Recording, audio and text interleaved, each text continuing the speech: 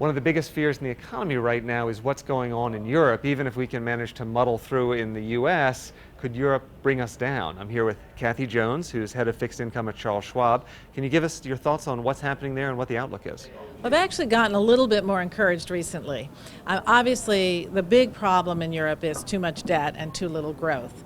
And they have to manage their way through this big debt load that they have, and that's the big issue everyone's concerned about because that affects the banking system and the ability of the economy to grow. I think, though, recently we've seen the European Central Bank come in and provide a lot of liquidity to the banks, and the banks have been able to buy up some of the bonds of the sovereign countries and help stabilize interest rates and even bring down short-term interest rates.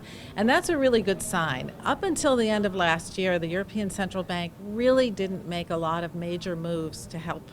Now they're making incremental steps in that direction. We're also seeing the politicians make incremental steps towards fiscal union, which is another long-term issue that needs to be addressed. So, small steps. It's still tenuous. No firm decisions yet. But I think that we're making those sort of incremental steps that will help stabilize the situation, maybe mid to late this year.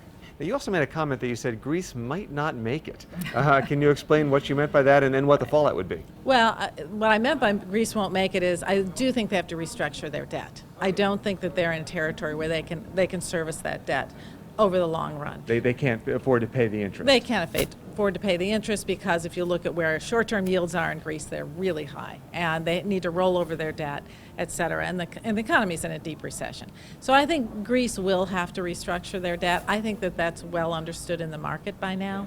So it's just a matter of time and working through the process. And so in this country, if a Greek restructuring should happen, we wouldn't see a big economic impact. I wouldn't think so. This has been widely anticipated for at least a year, and the exposure of our banks to Greece is pretty small. So I don't think it would have a big impact at all. Well, that's encouraging. Okay. Thanks very much, Kathy.